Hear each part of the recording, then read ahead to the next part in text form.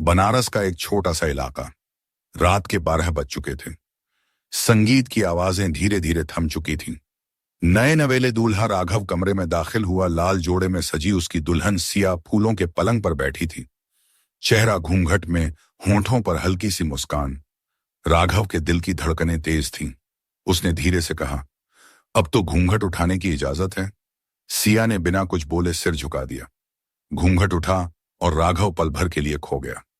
चेहरा जैसे चांदनी से नहाया हो, आंखों में शरारत, होंठों पर शहद सा आकर्षण। राघव ने उसका हाथ थामा, उंगलियां हल्के से कांपी। कमरे में हल्की सी बारिश की खुशबू घुली हुई थी, जैसे मौसम भी उनके मिलन का गवाह बनना चाहता हो।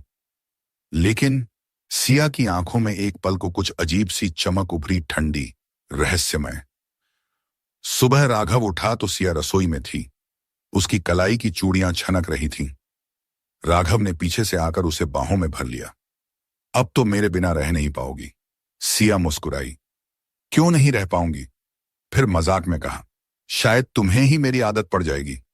राघव को लगा वो मजाक कर रही है, लेकिन उसकी आंखों में कुछ गहराई थी, जैसे कोई राज छिपा हो। कुछ दिनों बाद राघव ने देखा सिया अक्सर अपने फोन पर किसी से धीरे धीरे बात करती है। कभी मुस्कुराती, कभी चुप हो जाती। राघव ने पूछा, किससे बात करती हो? सिया बोली, पुरानी सहेलियां हैं।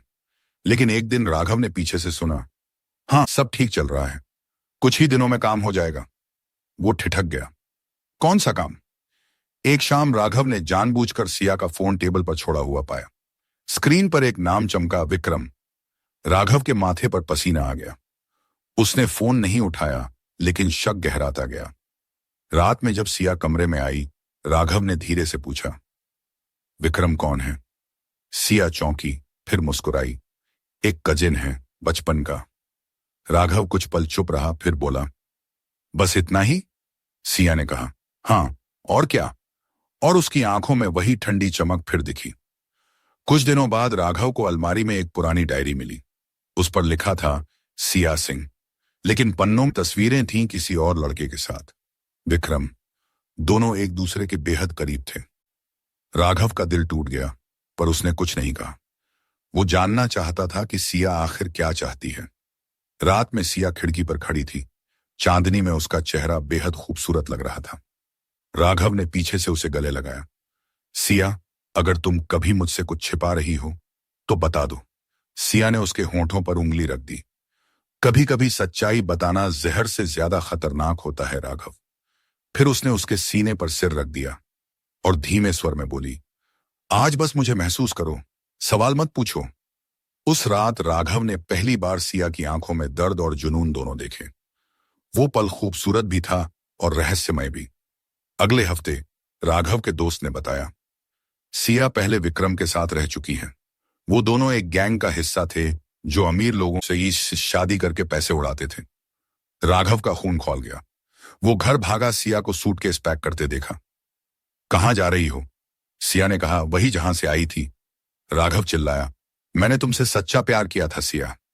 सिया ठंडी हंसी हंसी, और मैंने वो प्यार खरीदा था अपने मकसद के लिए। राघव ने उसे जाने नहीं दिया।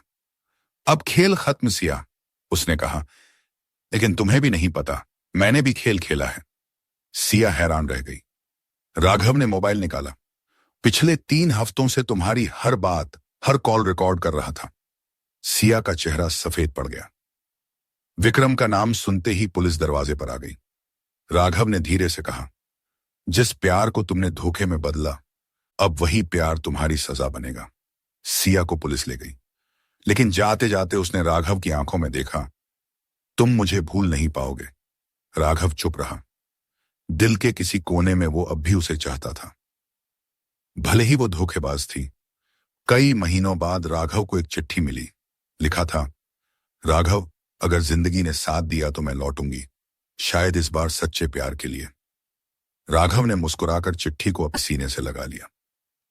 बाहर बारिश हो रही थी, शायद किसी नए आरंभ का संकेत रहा।